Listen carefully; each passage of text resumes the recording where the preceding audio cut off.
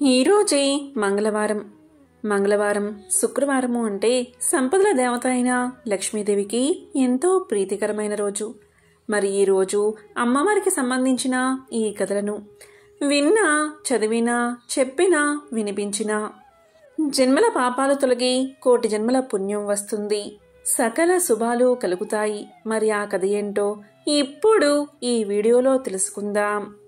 పూర్వకాలంలో కళింగ దేశంలో వెంకటాచారి అని కంసాలి ఉండేవాడు.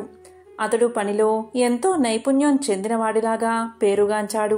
వెంకటాచారి భార్య సుమతి ఎంతో దైవభక్తురాలు. ఆ దంపతులకు 2 ఆడపిల్లలు, శారద, నీరజ. వారు చక్కగా చదువుకుంటూ తల్లికి చేదోడు వాదోడుగా ఉండేవారు. వెంకటాచారి నైపుణ్యం కలవాడే, కాని ఏమాత్రం కల్తీకి పాల్పడకుండా ఎంతో నిజాయితీగా పనిచేసేవాడు. మిగిలిన తోటి కంసాలులు కక్కుర్తిపడి కల్తీ చేసి తక్కువ సొమ్ముకే పనులు ఒప్పుకుని చేసేవారు. దీనివల్ల వెంకటాచారికి ఆదాయం అంత ఎక్కువగా ఉండేది కాదు. ఏదో వచ్చిన సొమ్ముతో కాలం గడుపుతూ ఉండేవాడు. ఇలా రోజులు గడుస్తూ ఉండగా కూతుర్లకి వివాహ వయసు వచ్చింది. నెమ్మదిగా పెద్ద కూతురికి సంబంధాలు వెతకడం మొదలుపెట్టాడు. కాని ఎక్కడా ఏదీ కుదరలేదు. వెంకటాచారి పక్క ఇంట్లో కృష్ణశర్మ అని పురోహిత కుటుంబం ఉంటుంది. కృష్ణశర్మ భార్య రుక్మిణి, సుమతి ఎంతో స్నేహితులుగా ఉండేవారు. కృష్ణశర్మ, రుక్మిణి దంపతులకు పద్మప్రియ అనే కుమార్తె ఉండేది. ఆమె వయసు సుమారు 7 సంవత్సరాలు. ప్రతిరోజు వాకిట్లో పూలు కోసుకుని సుమతికి తెచ్చి ఇచ్చేది. అంతేకాక రోజు 1 గంటైనా వారింట్లో గడిపి వెళ్లేది. వెంకటాచారి పెద్ద కుమార్తె శారద పెళ్లి ఎంతకూ నిశ్చయం కాకపోవడంతో ఆ దంపతులకు ఎంతో బెంగగా ఉండేది. ఒకనాడు కృష్ణశర్మ భార్య రుక్మిణి సుమతితో 1 వారం రోజుల పాటు రుక్మిణి కళ్యాణం పారాయణం చేయమని సలహా ఇచ్చింది. ఈ విధంగానే శారద పారాయణం చేయగాని ఆ మరునాడే మంచి వరునితో వివాహం నిశ్చయమైనది. ఆ వివాహానికి కావలసిన సొమ్ము సేకరించి పెట్టుకోవడం అనే పనిలో పడ్డాడు వెంకటాచారి. ఇన్నేళ్లుగా కంసాలి వృత్తి చేస్తూ ఉన్నా కూడా కూతుళ్లకు కనీసం బంగారు గాజులు కూడా చేయించలేకపోయానే అని బాధపడ్డాడు. సుమతి రోజు ఉదయాన్నే పూజ చేసేటప్పుడు శ్రీ మహాలక్ష్మీదేవిని అనేక స్తోత్రాలతో పూజించేది. వివాహం దగ్గర పడుతున్నదని దయచేసి వివాహానికి కావలసిన సొమ్ము సమయానికి అందివచ్చేలాగా అనుగ్రహించమని ఆ తల్లిని ప్రార్థించేది. రోజులు ఇలా గడుస్తూ ఉండగా ఒకనాడు పద్మప్రియ రోజూలాగా పూలు తీసుకుని ఉదయం పూజా సమయానికి రాలేదు. రోజూ తప్పకుండా వచ్చే పిల్ల ఈరోజు ఇంకా రాలేదేమిటబ్బా అని సుమతి ఆలోచిస్తూ ఉండగా గుమ్మంలో గజ్జెల చప్పుడు అయినది. పద్మప్రియ చెంగుచెంగున లోపలికి వచ్చింది. పూలు తీసుకురావడానికి ఆలస్యమైందని చెప్తూ పూలు తీసి సుమతి చేతిలో పెట్టింది. ఆ రోజు పద్మప్రియ రోజు కంటే అందంగా ఎంతో తేజస్సుతో కనిపించింది. సుమతి పద్మప్రియను ఈరోజు నీ పుట్టినరోజా, ఎంత చక్కగా అలంకరించుకున్నావు అని అడిగింది. దానికి పద్మప్రియ లేదు అత్తయ్య, రోజు ఇలాగే తయారవుతాను. స్నానం చేయడం కాస్త ఆలస్యం కావడంతో పూలు తీసుకురావడం ఆలస్యమైంది. అది సరే కాని ఈ జత బంగారు గాజులు అమ్మ నీకు చూపించమని చెప్పింది. కొత్తగా కొనుక్కుందట, నిన్ను చూడమని పంపింది అని పలికింది పద్మప్రియ. అప్పుడు సుమతి ఆ గాజులు తన చేతిలోకి తీసుకుని చూస్తూ ఉండగా పద్మప్రియ ఇప్పుడే వస్తాను అత్తయ్య అని చెంగున బయటకు వెళ్లిపోయింది. సుమతి ఆ గాజులను దేవుడి దగ్గర ఉంచింది. కాసేపైన తర్వాత పద్మప్రియ రాగానే ఇచ్చేద్దామని అనుకున్నది. వంటింట్లోకి నైవేద్యం తీసుకురావడానికి వెళ్లి పాయసం పూర్తి కాగానే తీసుకువచ్చి పూజా గదిలో కూర్చుంది సుమతి. ఎదురుగా చూస్తే 2 జతల బంగారు గాజులు కనబడ్డాయి. ఇదేమిటి, ఇదెక్కడ్నుంచి వచ్చింది? తాను ఇక్కడ పెట్టింది 1 జతే కదా? లేదా నేను పరధ్యానంలో ఉండి గమనించలేదా? పద్మప్రియ నా చేతికి 2 జతలు ఇచ్చిందా అని తలుస్తూ పూజ పూర్తి చేసి దేవుడికి నైవేద్యం పెట్టింది సుమతి. ఆ 2 జత గాజులను తీసుకుని రుక్మిణికి ఇవ్వాలని వారి ఇంటికి వెళ్ళింది. ఆమెను చూసి, ఏమిటి వదినా, చేతిలో ఆ బంగారు గాజులు ఎక్కడివి? పిల్లలిద్దరికీ చేయించావా అని అడిగింది రుక్మిణి. ఇది విన్న సుమతి నోట మాట రాలేదు. అదేమిటి వదినా, ఇందాక పద్మప్రియ వచ్చి ఇచ్చింది కదా, నీవు కొనుక్కున్నావని నాకు చూపించమని చెప్పింది అని సుమతి పలకగా, అప్పుడు రుక్మిణి, అదేమిటి వదినా, పద్మప్రియ మీ ఇంటికి రావడమేమిటి? నిన్నట్నుంచి పిల్లకు ఒక్కటే జ్వరం, మంచం దిగనేలేదు, ఎక్కడికి వెళ్ళలేదు. అస్సలు ఆమె మీ ఇంటికి రానప్పుడు ఈ గాజులు ఎలా తెస్తుంది? అయినా నేను ఈ మధ్య అస్సలు గాజులు కొనుక్కోనేలేదు అని పలికింది రుక్మిణి. ఇది విన్న సుమతికి ఎంతో ఆశ్చర్యం కలిగింది. మరి ఇందాక వచ్చిందెవరు, ఆ గాజులు ఇచ్చింది ఎవరు అని ఆలోచిస్తూ ఉండగా, ఆ వచ్చింది సాక్షాత్తు శ్రీ మహాలక్ష్మీదేవే అని తోచింది. ఈ విషయంతో వారిద్దరూ ఎంతో ఆశ్చర్యపోయారు. అలాగే ఎంతో ఆనందపడ్డారు. జరిగిన విషయమంతా వారి భర్తలకు చెప్పారు. ఇక వెంకటాచారి దంపతుల సంతోషానికి అవధుల్లేవు. వచ్చింది సాక్షాత్తు శ్రీ మహాలక్ష్మీదేవి అని గుర్తించారు. తమను అనుగ్రహించిన ఆ జగన్మాతను ఎన్నో విధాలా స్తుతించారు. తమ కుమార్తెలకు సాక్షాత్తు ఆ శ్రీ మహాలక్ష్మీదేవి బంగారు గాజులు అనుగ్రహించిందని ఎంతో ఆనందపడ్డారు.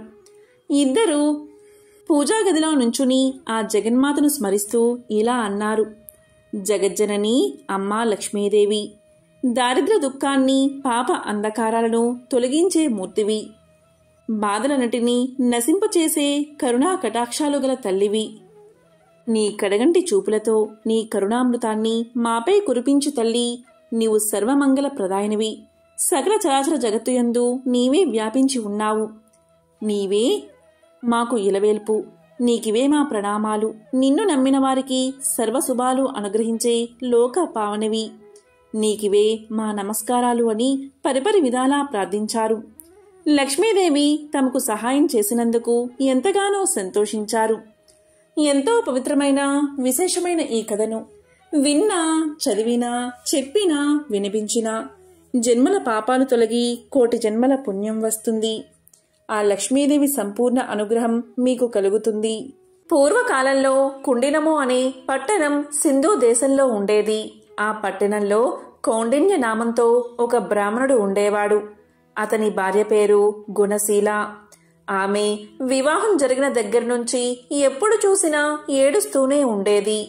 ఆ బ్రాహ్మణ జంటకు కొడుకులు, కూతుళ్ళు, కోడళ్ళు, అల్లుళ్ళు ఉన్నారు.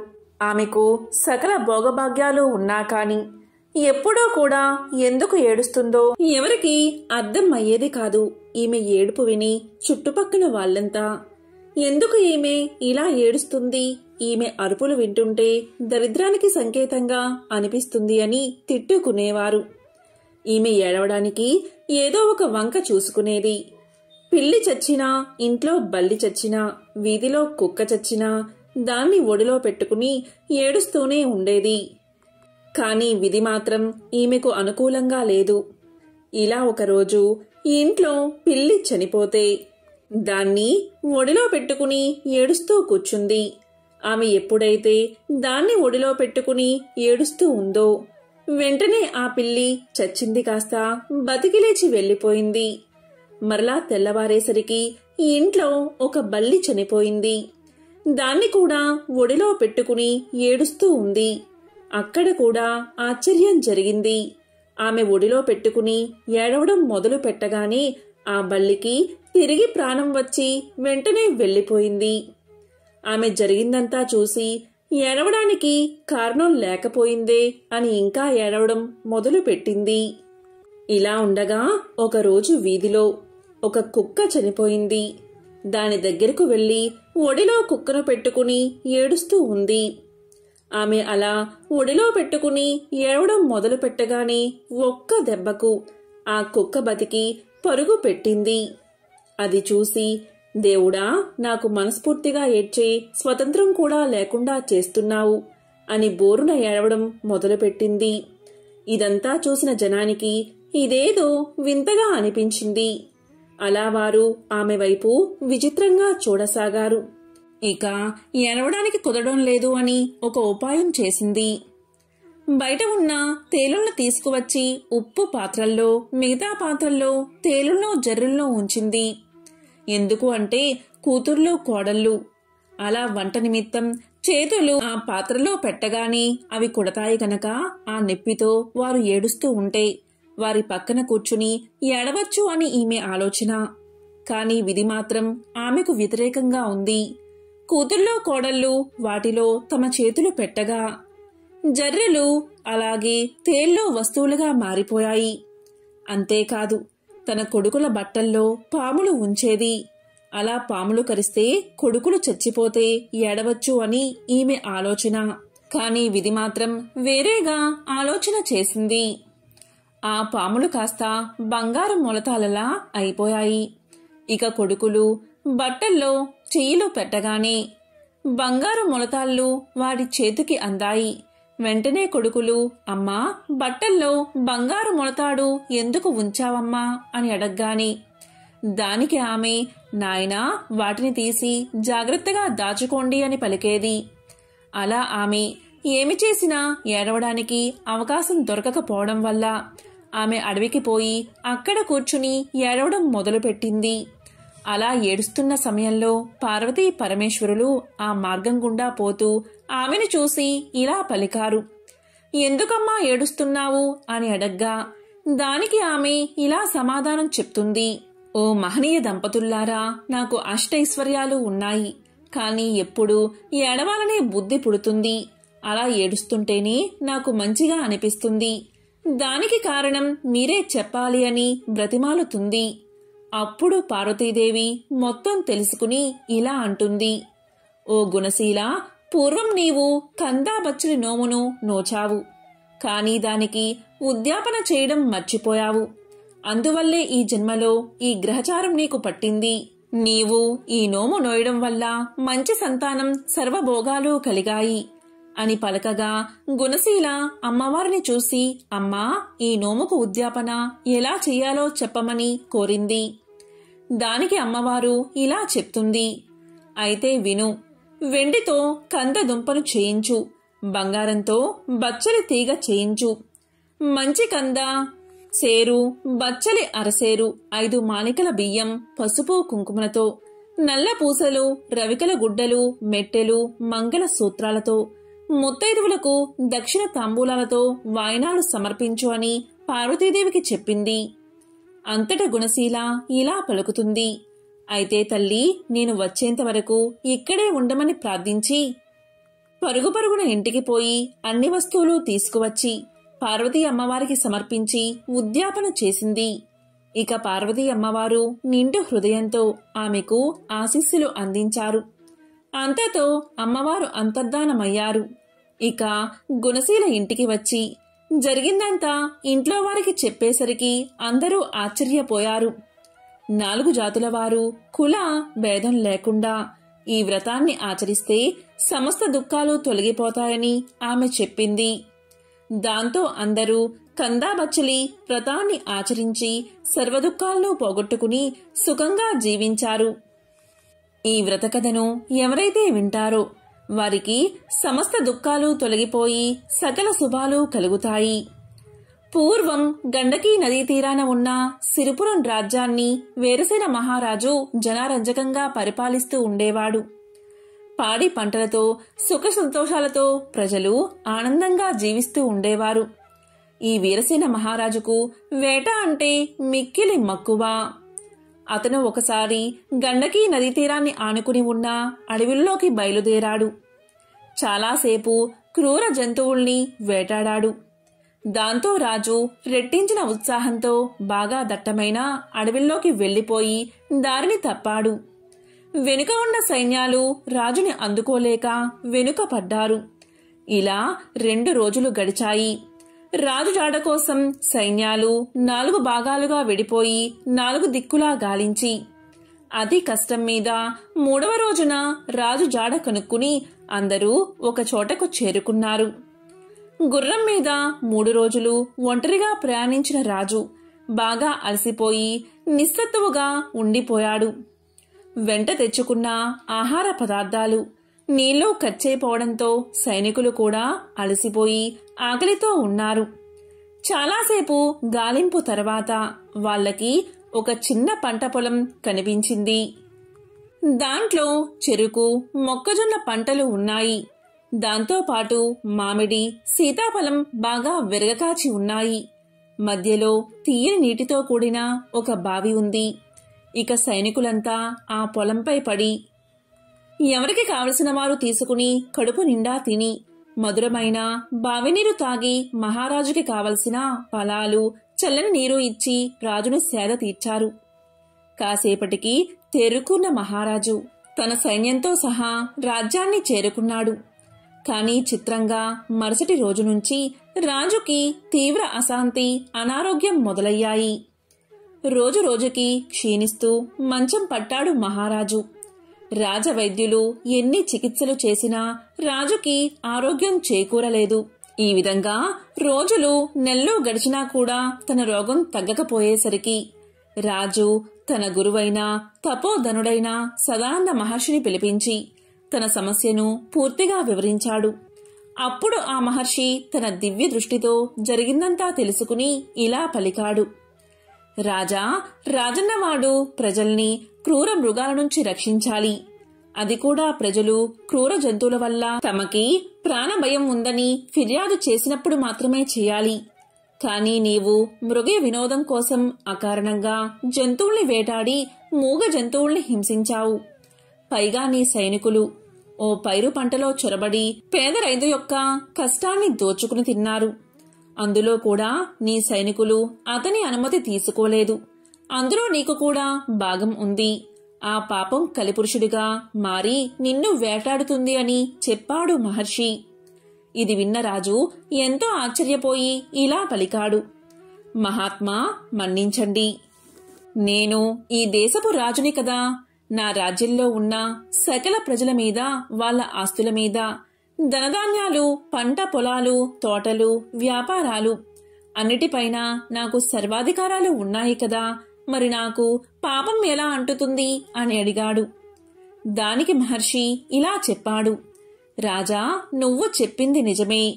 స్వయంగా నువ్వు ఆ రైతు తోటలోకి వెళ్లి నీకు కావాల్సింది తిని నీ సైనికులకు పంచినా నీకు దోషం అంటదు. లేదా నీ ఆజ్ఞపైన నీ సైనికులు ఆ తోటలోంచి పళ్ళు నీరు నీకు తీసుకువచ్చినా నీకు దోషం అంటదు. ఇక్కడే నువ్వు ధర్మదేవతని సరిగ్గా అర్థం చేసుకోవాలి. పై రెండు విషయాలు జరిగి ఉంటే నీకు దోషం అంటేదే కాదు. కానీ నీ సైనికుల అనాలోచిత చర్య వల్ల తాత్కాలికంగా నీకు ఉపశమనం లభించింది. కానీ ఆ దోష ఫలితాన్ని నువ్వు అనుభవించాల్సి వచ్చింది అని చెప్పాడు మహర్షి. ఇక రాజు సుదీర్ఘంగా ఆలోచించి, మహాత్మా, దీనికి పరిహారాన్ని, ప్రాయశ్చిత్తాన్ని చెప్పండని కోరాడు. ఇక మహర్షిని చూసిన మహారాజు అప్పటికప్పుడు ఆ పంట పొలం రైతును పిలిపించాడు. ఆ రైతు పేద యువకుడైన ముకుందుడు. చక్కనైన రూపం కలవాడు. కాయకష్టం చేసుకుని తనకున్న చిన్న పొలంలో రకరకాల పళ్ళు, ఫలాలు పండిస్తూ వృద్ధులైన తన తల్లిదండ్రులను పోషించుకుంటూ ఉన్నాడు. రాజు యొక్క సైన్యం తన పంటని మొత్తం కాజేయడంతో గత నెల రోజులుగా తల్లిదండ్రులకు సరైన తిండి కూడా పెట్టలేక చాలా దీనస్థితిలో ఉన్నాడు. ఇక రాజు అతనికి క్షమాపణ చెప్పి తన తప్పుకి పరిహారంగా 1000 బంగారు నాణాలు బహుకరించాడు. అప్పుడు పేద రైతు మహా ఆనందపడి ఇలా పలికాడు. రాజా, ఈ బహుమానంతో జీవితాంతం నా తల్లిదండ్రులకి అస్సలు ఏ లోటు లేకుండా ప్రేమగా పోషించుకుంటాను అంటూ రాజుకి కృతజ్ఞతలు చెప్పి అక్కడ్నుంచి వెళ్లిపోయాడు. ఆ విధంగా ఆ రైతు వెళ్లిపోయాక రాజు మహర్షి వైపు తిరిగి, మహాత్మా, ఇక నా పాపం పోయినట్లేనా అని అడిగాడు. దానికి మహర్షి ఇలా అన్నాడు. రాజైన వాడు ఎప్పటికప్పుడు ధర్మశాస్త్రాలు, నీతి శాస్త్రాలను క్షుణ్ణంగా అధ్యయనం చెయ్యాలి. లేదా ఎవరి దగ్గర నుంచైనా తెలుసుకుంటూ ఉండాలి. ప్రస్తుతానికి నీ పాపం తొలగిపోయింది, కాని ఇంకా మిగిలే ఉంది అన్నాడు మహర్షి. అప్పుడు రాజు మళ్లీ నమస్కారం చేసి, మహాత్మా, మరి పరిహారం చెప్పండి అని కోరాడు. మహర్షి రాజు వంక చూశాడు. అప్పుడు వెంటనే రాజు, సదాచార భక్తులైన పండితుల్ని, బ్రాహ్మణోత్తముల్ని మహారాజు సభకు ఆహ్వానించాడు. కొన్ని వందల మంది తరలి వచ్చారు. రాజు వాళ్ళకి జరిగిందంతా వివరించి నెల రోజుల పాటు రైతు కుటుంబాన్ని ఆకలి బాధకి గురిచేసిన పాపం పోగొట్టుకోవడానికి గాను 10,000 బంగారు నాణాలను దానంగా ఇవ్వడానికి సిద్ధపడ్డాడు. కాని ఆ దానం స్వీకరించడానికి ఎవరూ ముందుకు రాలేదు. ఎందుకంటే వాళ్ళు పండితోత్తములు. అలా చేయడం వల్ల ఆ పాపం తాము స్వీకరించినట్లు అవుతుందని వాళ్లకు తెలుసు. ఇక రాజు నిరాశగా వాళ్ల వైపు చూస్తూ ఉండగా విశ్వవేత్తుడు అనే బ్రాహ్మణోత్తముడు లేచి ఆ దానం స్వీకరించడానికి సిద్ధంగా ఉన్నానని తెలియచేశాడు. ఇక రాజు ఆనందంగా 10,000 బంగారు నాణాలను బహుమానంగా ఇవ్వగానే విశ్వవేదుడు తాను తెచ్చిన 2 బంగారు నాణాలను వాటితో కలిపి అక్కడ చేరిన పండితులకు, బ్రాహ్మణులకు ఉచితంగా పంచేశాడు. ఇలా చేయడం వల్ల ఆ పాపఫలం అతనికి అంటలేదు. ఇక రాజు అతన్ని చూసి ఇలా పలికాడు, మహానుభావా, తమ పరిస్థితి మెరుగుపడాలని అంత పెద్ద మొత్తం దానంగా ఇచ్చాను. ఇప్పుడు తమకి నేను ఇచ్చిందేముంది అన్నాడు. మీరేమో నేనిచ్చిన ధనాన్ని దాన ధర్మాలు చేసి మీ పాపం పోగొట్టుకున్నారు. ఇప్పుడు నేను మీకు ఎలా సహాయం చేయగలను అని అడగ్గా దానికి ఆ బ్రాహ్మణోత్తముడు బదులిస్తూ ఇలా అన్నాడు, రాజా, గండకీ నదీ తీరాన ఉభయ సంధ్యల్లో సంధ్యావందనంతో పాటు గ్రామీణుల ఇళ్లల్లో పూజాది శుభకార్యాలలో పౌరహిత్యం చేసుకుంటూ ఉంటాను నేను. ఆ వచ్చిన ధనంతో నేను నా భార్య ఆనందంగా జీవిస్తున్నాం. మీరు నాకేమైనా సహాయం చెయ్యాలి అనుకుంటే గండకీ నదీ తీరంలో ఒక అపురూప శివాలయాన్ని నాకు నిర్మించి ఇస్తే చాలు. నా శేష జీవితాన్ని ఆనందంగా గడిపేస్తాను. దాంతో మా ఇద్దరి జీవితాలు ఆ పరమేశ్వరుడి అనుగ్రహం వల్ల పరిపూర్ణమవుతాయి అని చెప్పగా రాజు దానికి ఆనందంగా ఒప్పుకుని ఆ బ్రాహ్మణుడికి శివాలయం కట్టించి ధర్మదేవత యొక్క అనుగ్రహం పొంది ధన్యుడు అయ్యాడు రాజు. కాబట్టి అధికార బలంతో ఇతరుల మనస్సును ఎప్పుడూ నొప్పించరాదు. ఇలా చేస్తే మనశ్శాంతి కరవుతుందని ఈ కథ మనకు తెలియచేస్తుంది. ఎంతో పవిత్రమైన విశేషమైన ఈ రోజు ఈ కథను వింటే చాలు సకల శుభాలు కలుగుతాయి. ఒక బ్రాహ్మణుడికి 5 కొడుకులు ఉన్నారు. వారికి పెళ్లిళ్లు జరిగి భార్యతో హాయిగా కాపురం చేసుకుంటున్నారు. వారిలో 5వ కోడలు కరుల్లా గౌరీనోము పట్టింది. ఆమె సూర్యుణ్ణి ఆరాధిస్తూ అత్త సొమ్ము అక్కర్లేదు, మామ సొమ్ము అక్కర్లేదు, పుత్రి సొమ్మొద్దు, పురుషుని సొమ్ము అసలే వద్దు, నా సొమ్ము నాకిమ్ము అని పలికేది.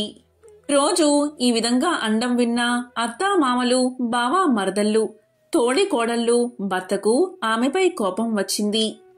అందరూ కలిసి ఒకరోజు ఆమె నిద్రపోతూ ఉండగా మంచంతో సహా ఆమెను అడవిలో విడిచి వచ్చారు. ఆమె నిద్ర లేచింది. భయపడక ఆమె అక్కడే స్నానం చేసి సూర్యదేవుణ్ణి ప్రార్థిస్తూ ఉండగా దోసిట రత్నాలు పడ్డాయి. వాటితో పసుపు, కుంకుమ, కొంచెం ఉప్పు, మిరపకాయలు, బియ్యము కొని ఒక ముసలవాని సహాయంతో ఆ సమీప గ్రామాన చిన్న ఇంటిలో ఉన్నది. ఎప్పుడైతే ఈమెను ఇలా చేశారో వారికి దరిద్రం పట్టి పల్లె పల్లెకు తిరుగుతూ అడుక్కుంటూ జీవితం గడపడం మొదలుపెట్టారు. అలా ఊరు తిరుగుతూ ఉండగా ఒక దగ్గర సూర్య నమస్కారం చేస్తున్న ఈమెను చూశారు. మన అమ్మాయి కూడా ఇలాగే సూర్య నమస్కారం చేసేది అని వారిలో వారు అనుకున్నారు. సూర్యుడి కరుణ వల్ల అక్కడ మేడలు, మిద్దెలు, ఇల్లు, వాకిళ్ళు, తోటలు, దొడ్లు విపరీతంగా కొన్నది ఆమె. నిత్యాన్నదానం చేసేది. ఒకరోజు అత్తామామలు వచ్చి అన్నం పెట్టమన్నారు. నా అత్తామామ మీలాగే ఉండేవారని వారిని చూసి పలికింది. ఇంతలో భర్త వచ్చాడు. ముగ్గురుకు తలంటు పోసి కొత్త బట్టలు కట్టబెట్టింది. వారితో కరుళ్ళు కొత్తవి కంచెంలో పెట్టి కరుల్లా గౌరీనోము నోయించింది. ఇలా 5 సంవత్సరాలు చేయించగానే వారి పాపాలన్నీ తొలగిపోయాయి. దాంతో వారు కోడలతో సహా ఎంతో ఆనందంగా జీవనం సాగించారు. ఎంతో పవిత్రమైన విశేషమైన ఈ కథను విన్నవారికి సకల శుభాలు కలుగుతాయి. మంగళవారం సందర్భంగా లక్ష్మీదేవికి సంబంధించిన ఒక విశిష్టమైన కథను ఇప్పుడు ఈ వీడియోలో తెలుసుకుందాం. పూర్వం అవంతి నగరంలో ధర్మయ్య, శ్యామల అనే దంపతులు ఉండేవారు. ధర్మయ్య వడ్రంగి పని చేసుకుంటూ జీవితం గడిపేవాడు. ఆ దంపతులకు 3 కుమార్తెలు. ఒక సంవత్సరం కరువు కాటకాలు వచ్చి ధర్మయ్యకు పని దొరకక ఇల్లు గడవడానికి కూడా చాలా కష్టపడ్డాడు. ఆ తరువాతి సంవత్సరం కూడా కరువుతో దేశమంతా అల్లాడిపోయింది. ప్రజలందరూ తిండి గింజలు దొరకక నానా ఇబ్బందులు పడ్డారు. ఇక ధర్మయ్య పరిస్థితి ఇంకా దారుణంగా ఉంది. తినడానికి 2 పూటల భోజనం కూడా దొరకక మరమరాలు తింటూ ఇల్లంతా కాలం గడుపుతున్నారు. కాని ఆ దంపతులిద్దరూ ఇంత కష్టకాలంలో కూడా భగవంతుణ్ణి మరవలేదు.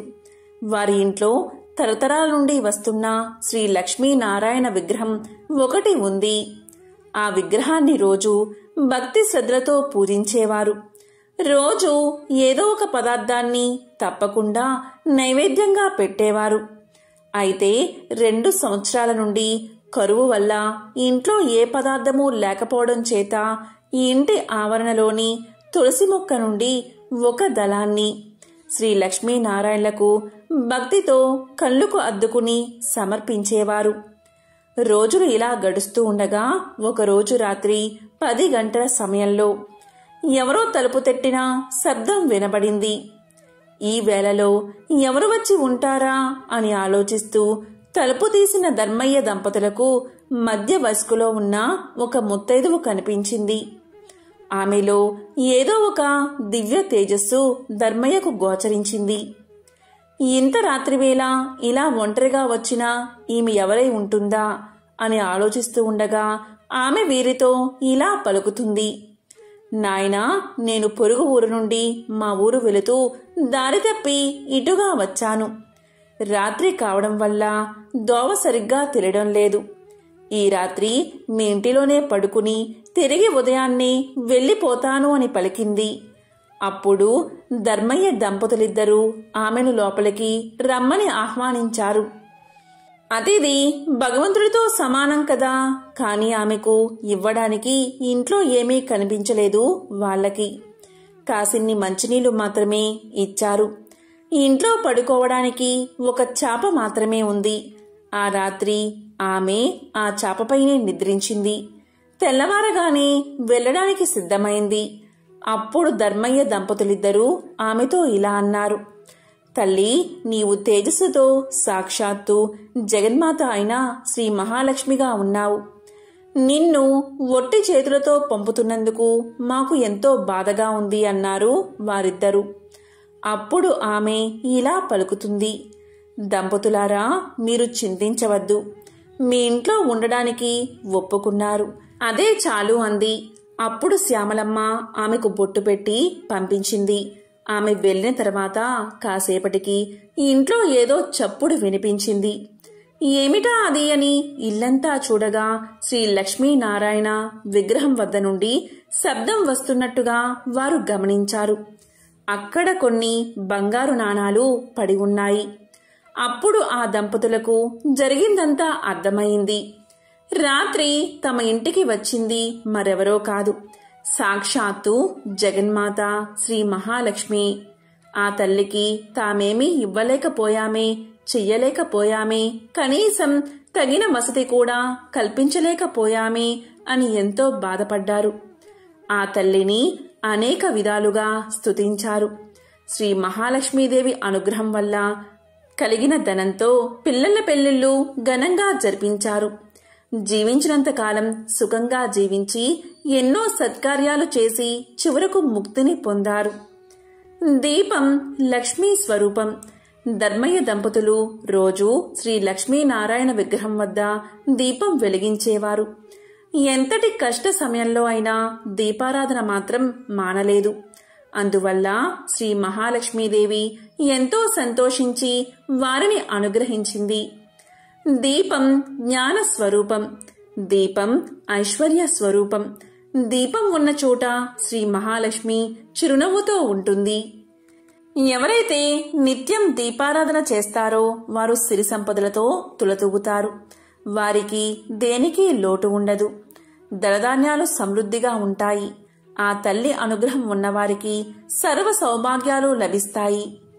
ఓ జగజ్జనని, జగన్మాత శ్రీ మహాలక్ష్మి, నీకు ఇవే మా నమస్కారాలు. మంగళప్రదాయిని నీవు, నీకే ఇవి మా ప్రణామాలు. లోకేశ్వరి, నీకు ఇవే మా నమస్కారాలు. భక్తుల కోరికలు తీర్చే కల్పవల్లివి నీవు. నీ కటాక్షం ఉన్నవారికి సర్వ సౌభాగ్యాలు చేకూరతాయి. దేనికి లోటు లేకుండా జీవితమంతా ఆనందంగా గడుస్తుంది. శ్రీ మహాలక్ష్మి కటాక్షం లేనివారు బానిసత్వం, దారిద్ర్యం, అప్పులు, భార్యావియోగం, అనారోగ్యం ఇలాంటి అనేక కష్టాల పాలవుతారు. సర్వమంగళ ప్రదాయిని అయిన జగన్మాత ఆరాధించిన వారికి దేవిని దాసదాసీ జనం, పుత్రులు, మిత్రులు, బంధువులు, ఆరోగ్యం, ధనం, ధాన్యం, వాహనమని అష్టైశ్వర్యాలు లభిస్తాయి. శ్రీ లక్ష్మీనారాయణను ఎవరైతే ఎప్పుడూ మనసులో ప్రార్థిస్తూ ఉంటారో వారికి సర్వ సౌభాగ్యాలు కలుగుతాయి. వారికి ఎటువంటి పరిస్థితుల్లో కూడా ఆపద దరిచేరదు. శ్రీ లక్ష్మీనారాయణులు అన్యోన్యమైన జంట. మత్స్య అవతారంలో శ్రీలక్ష్మిగాను, కూర్మావతారంలో కూర్మావతిగాను, నరసింహ అవతారంలో శ్రీ మహాలక్ష్మిగాను, వరహ అవతారంలో భూలక్ష్మిగాను, శ్రీరామావతారంలో సీతగాను, శ్రీకృష్ణావతారంలో రుక్మిణిగాను ఆ మహాలక్ష్మి తన పెర్మిటి అయిన శ్రీమన్నారాయణుడితో కలిసి అవతరించింది. ఎంతో పవిత్రమైన విశేషమైన ఈ రోజు ఈ కథలను విన్నా, చదివినా, చెప్పినా, వినిపించినా అష్టదరిద్రాలు తొలగి అష్టైశ్వర్యాలు కలుగుతాయి. లక్ష్మీనారాయణల కటాక్షం మీకు కలుగుతుంది. ఓం నమో నారాయణాయ. ఓం శ్రీ మహాలక్ష్మియే నమః. ఓం శ్రీ మాత్రే నమః. ఓం నమః శివాయ.